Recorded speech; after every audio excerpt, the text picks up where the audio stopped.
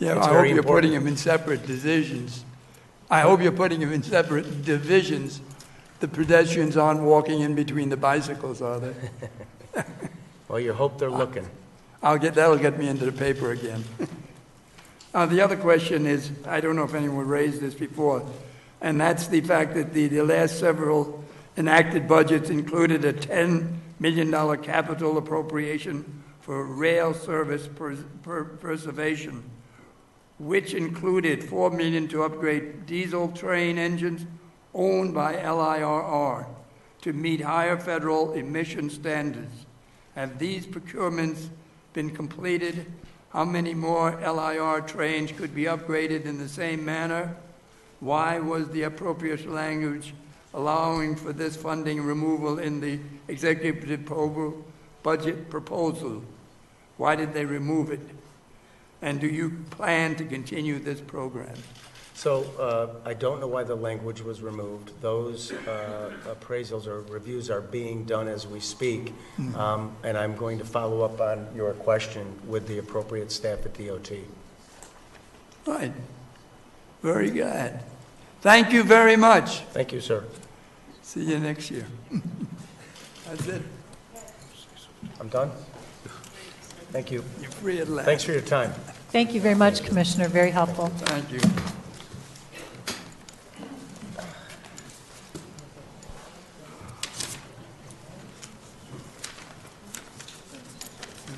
Thank you.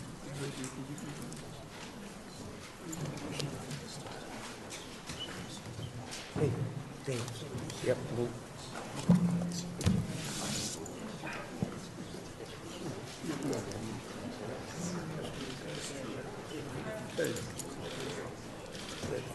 Said he is.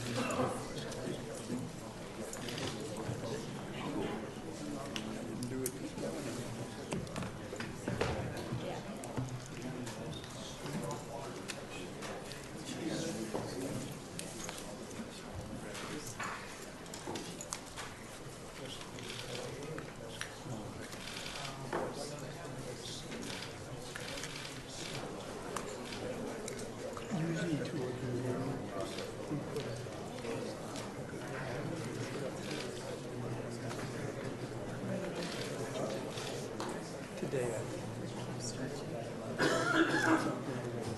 it's closed.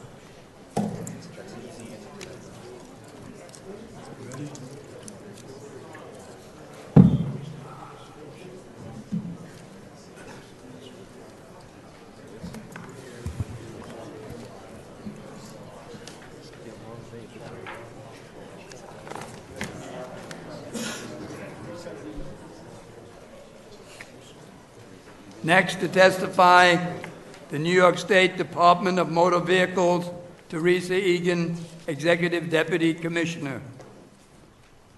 Good afternoon. Good afternoon. Thank you, Chairperson Young, Chairperson Farrell, and other members of the legislature for inviting me here today. I'm Terry Egan, the Executive Deputy Commissioner for the Department of Motor Vehicles.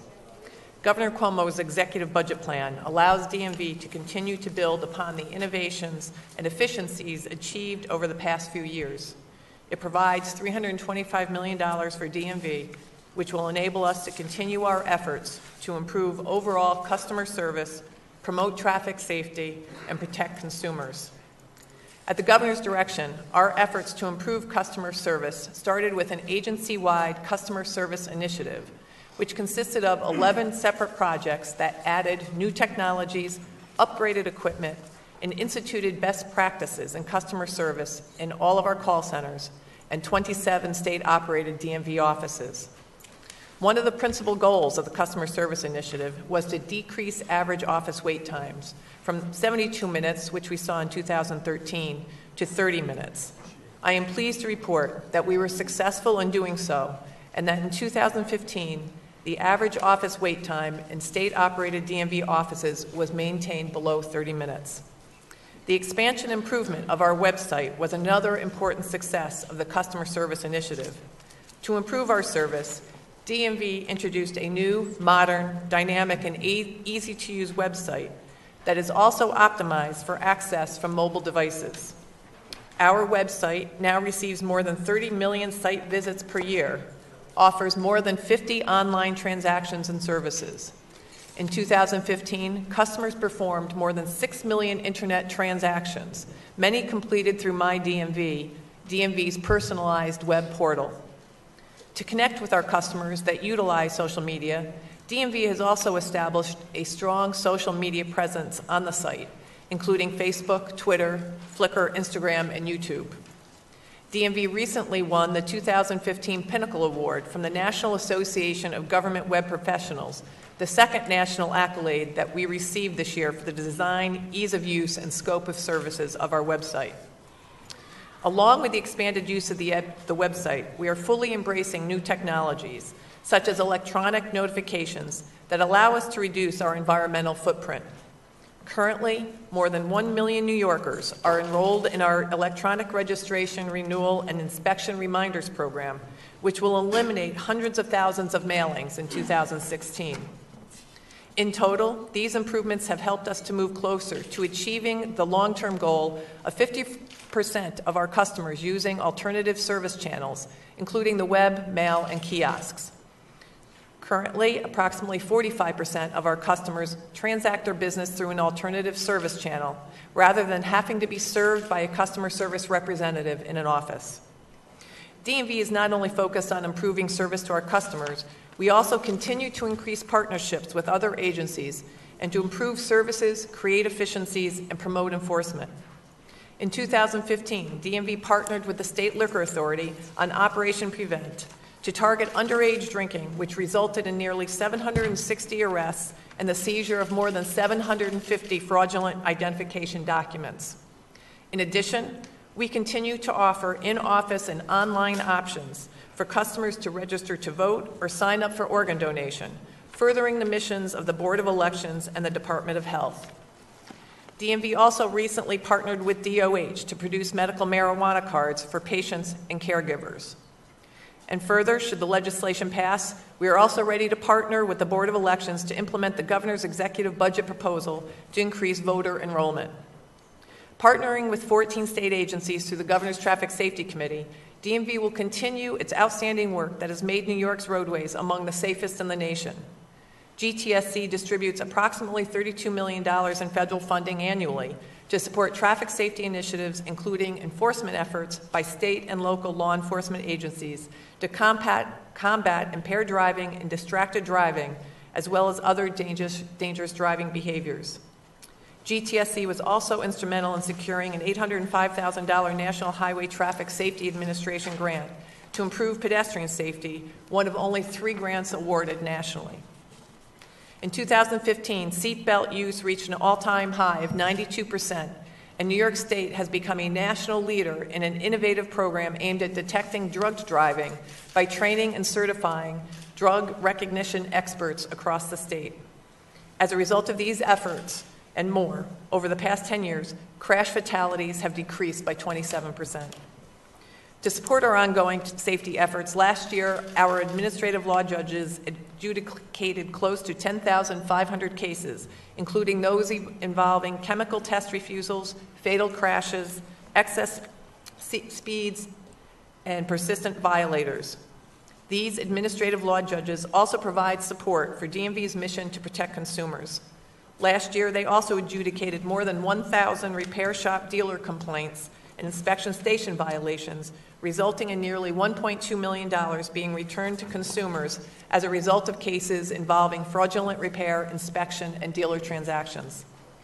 Looking forward, DMV will continue our commitment to improve traffic safety, protect consumers, innovate and improve our procedures, maintain a high level of customer service, and provide convenient options for our customers to complete transactions. We remain strongly committed to our core mission to serve the citizens of New York. Once again, thank you for this opportunity to speak with you today. I welcome any questions you might have about DMV and our plans for serving the people of New York. Thank you. Thank you. Assemblyman Cusick. Thank you, Mr. Chairman. Thank you, Commissioner. Thank you for testifying. I just have a couple of quick questions.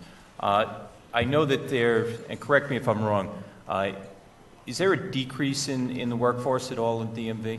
There is a decrease this year, sir. My concern, not only as someone who goes to renew his license, but the many constituents will that have any effect on the customer service on the local level in the different areas of New York State? It will not. This budget contemplates a 10 FTE reduction this year.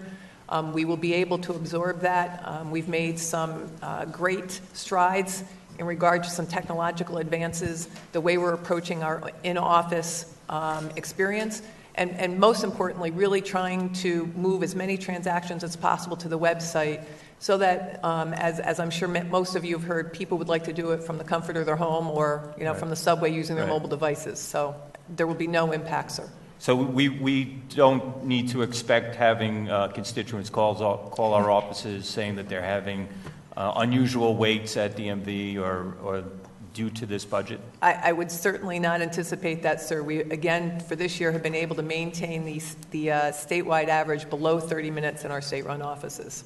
Great. I want to put on my hat as chair of the election law. You had mentioned, and the governor had mentioned, the voter registration. Yes. And currently, DMV is the only agency that has that online. Is that correct? That is correct. And that's due to mainly because of that DMV has access to a wet signature that other agencies do not have, correct? That is correct. Could you just tell me the plan that was put forth by the governor in the budget announcement last week? What is the plan to join with other agencies? Because I know our committee has been looking into this, and we had hearings on this past winter, and we're very interested in the Assembly of moving forward on voter registration online. Sure. Again, we haven't seen any of the proposed legislation, and I think what, as we are aware at this point, the process as far as DMV is concerned will remain in essence the same as it has been since the mid-90s when we implemented motor voter. The only difference is where currently right now it is an affirmative opt-in. It's just going to change to an opt-out, that the rest of the process will remain exactly the same. In regard to expanding that with other agencies, I'm not sure what those plans are. Okay, but there will be discussions on possibly expanding it, correct? I would believe so. Okay, thank you. Thank you, Commissioner. Thank you, Mr. Chair. Thank you very much. I'd like to welcome and thank you today, Deputy Commissioner. And I did have a couple of questions for you. You know, the background is in the executive budget proposal, it provides $302.3 million for DMV, as you know, and that's $2.8 million less that has been pointed out than based on continuing administrative and operational efficiencies, including more than 4 million online transactions per year. And that leads into a question that I have. I've heard from local governments across the state, especially county clerks, about the online transactions and the impact that it has on their locations across the state. So could you address that, please? Certainly. Again, county clerks serve, in essence, the same constituency as our state-operated offices, and I think one of the things that we believe one of our primary missions is to provide exemplary customer service, and that is a result of listening to our customers. We hear over and over again, can't I do more transactions from home? Why do I have to come into an office? Can't we do it on mobile because we're doing everything else on mobile? So we at DMV have attempted to implement many of those things that we think are meeting our customers' demands. This year, the county clerk shared in about $43.8 million in retention, with about $750,000 coming from web.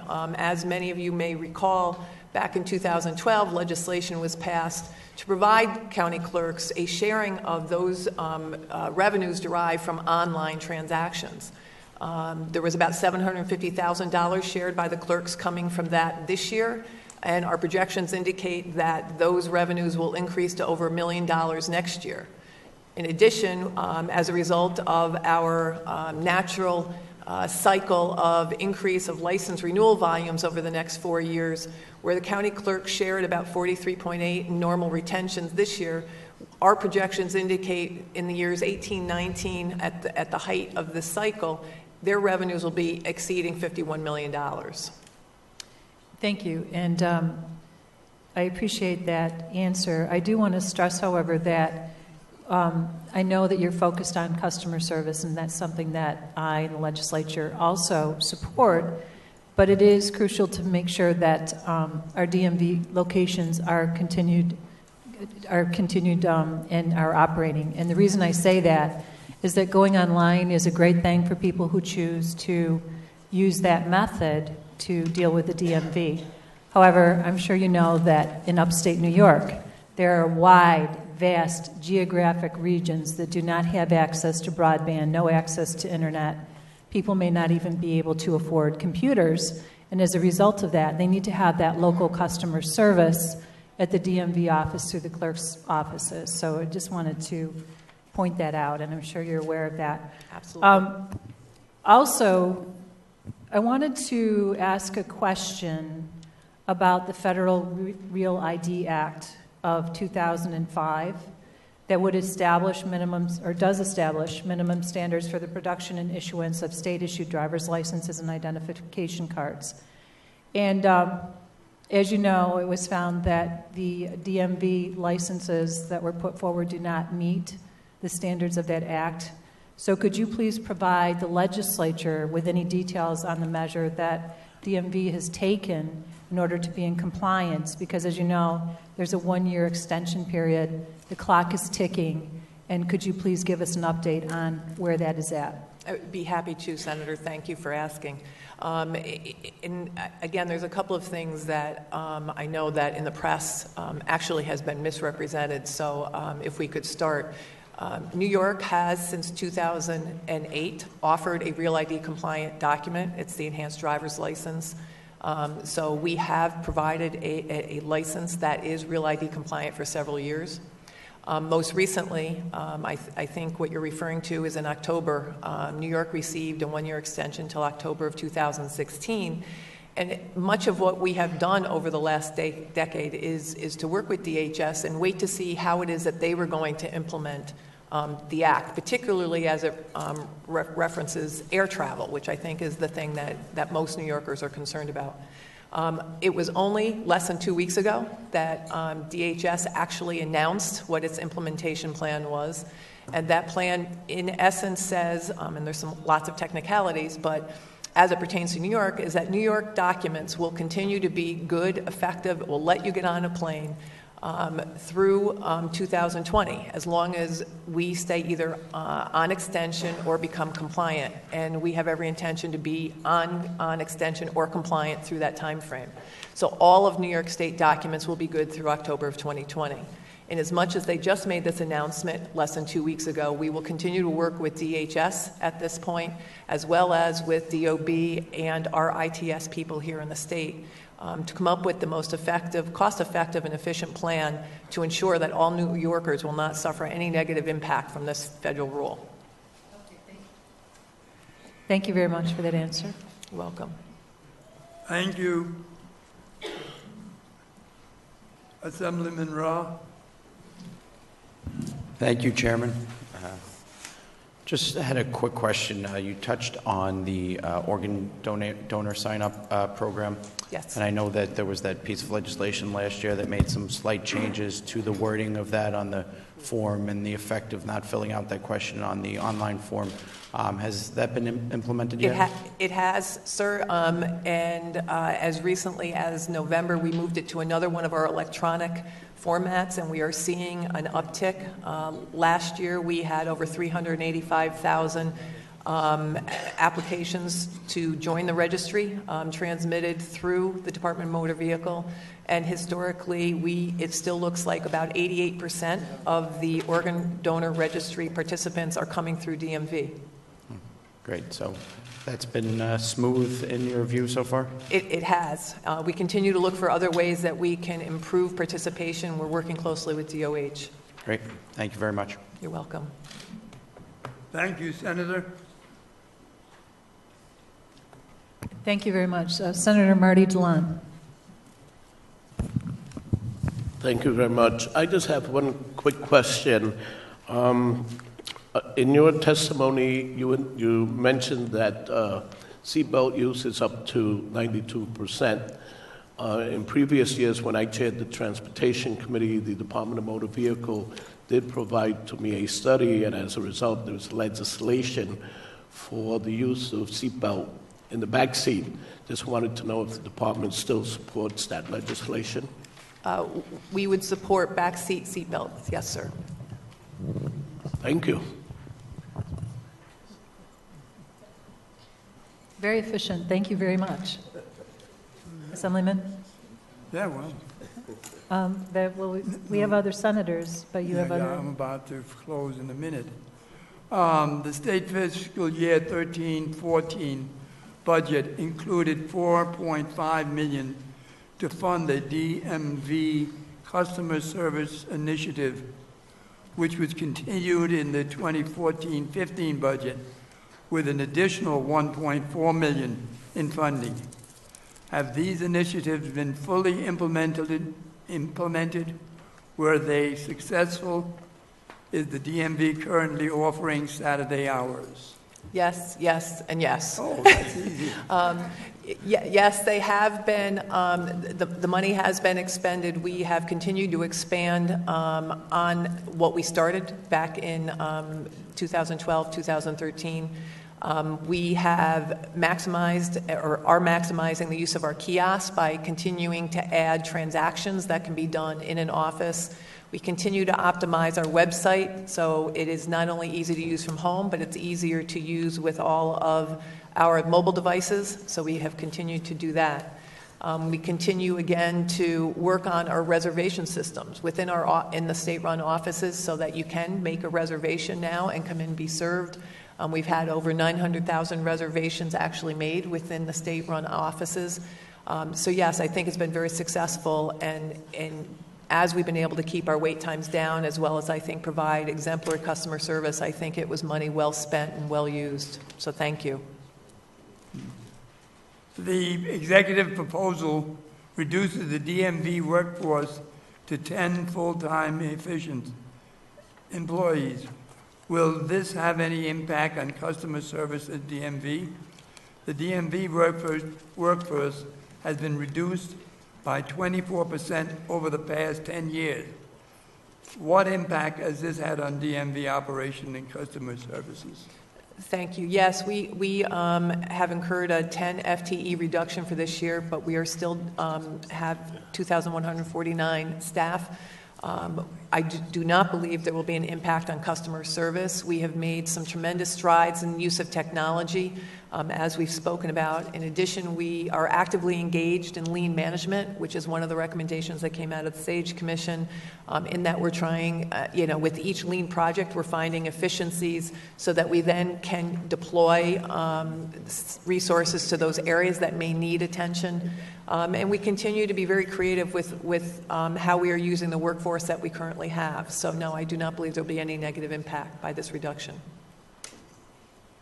The compliance deadline for the Federal Rail ID Act was recently extended to January 2018. Is New York in compliance What has the DMV done so far toward achieving compliance? What additional action is required to achieve compliance? Is DMV planning to meet the new compliance deadline, January 2018? That's Cer- 4 different ways to ask the same question. Certainly, and actually, as long as a state remains on extension or is Real ID compliant, that deadline goes really to 2020. So we believe we have plenty of time to implement and do what we need to do after speaking with DHS, talking to DOB, talking to ITS, to provide a document and a process that will allow New Yorkers to continue to fly during that time. And again, the footnote to that always is we've had a Real ID compliant document since 2008 and we'll continue that also. Thank you very much. Any further questions? Yes, we have Yes. several senators. We'll start with Senator Joseph Griffo.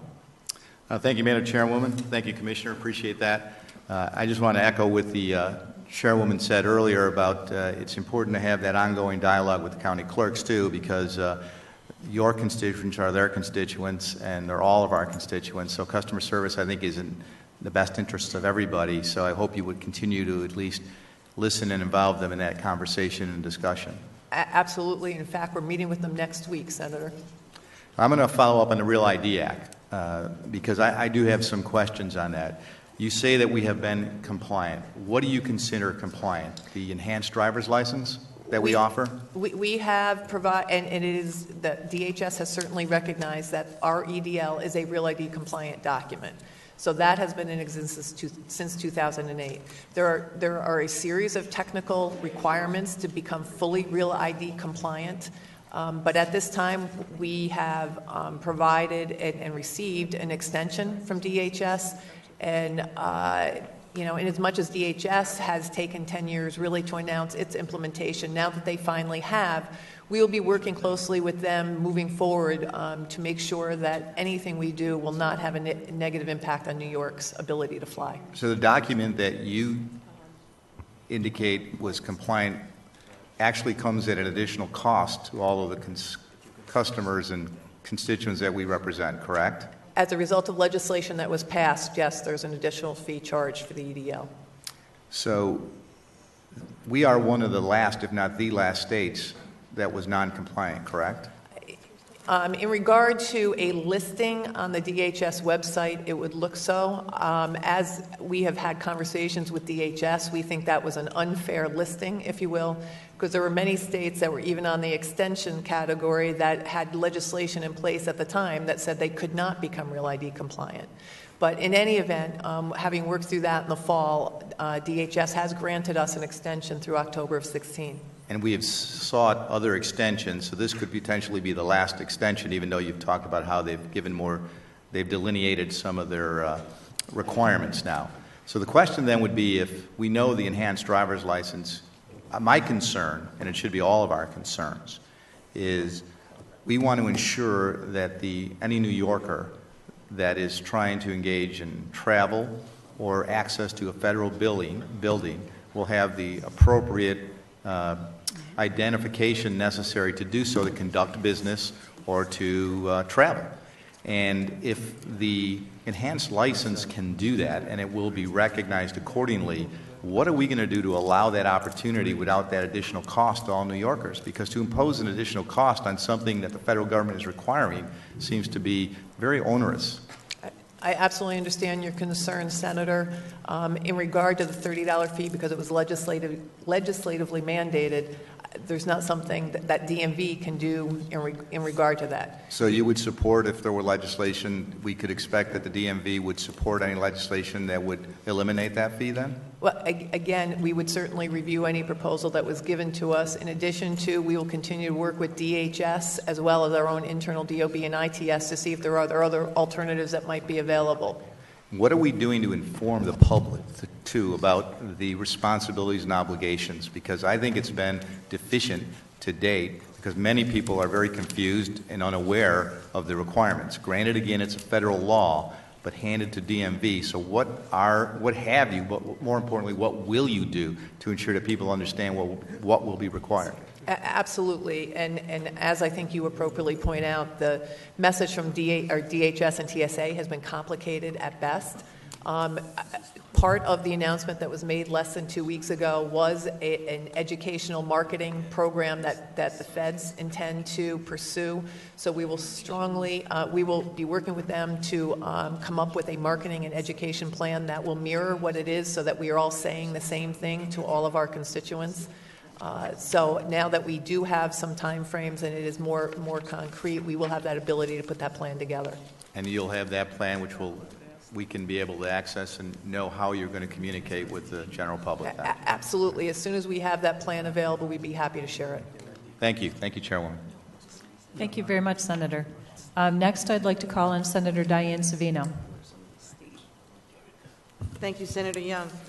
Thank you for your testimony. I wanted to ask you a question about the issuance of the medical marijuana cards for patients and caregivers. I'm happy to hear that DMV is issuing them. I have a question, though, about how many have been issued, if you know, and what the turnaround is from the request for the card. I do know, as of this morning, it was 117 cards have been issued. We issued the first one on January 4th. The turnaround time, I think, is very short. I don't know exactly what that is, but I can get that to you, Senator. I would be interested in hearing that. Absolutely. And the other question is just briefly. I know that everyone is concerned about distracted driving and obviously reducing the incidence of driving under the influence. And the legislature, I believe 2 years ago, we increased the penalties for texting while driving and in fact made actually having the phone in your hand a primary offense so police could pull you over. Do you have any idea how many summonses have been issued statewide with respect to texting while driving?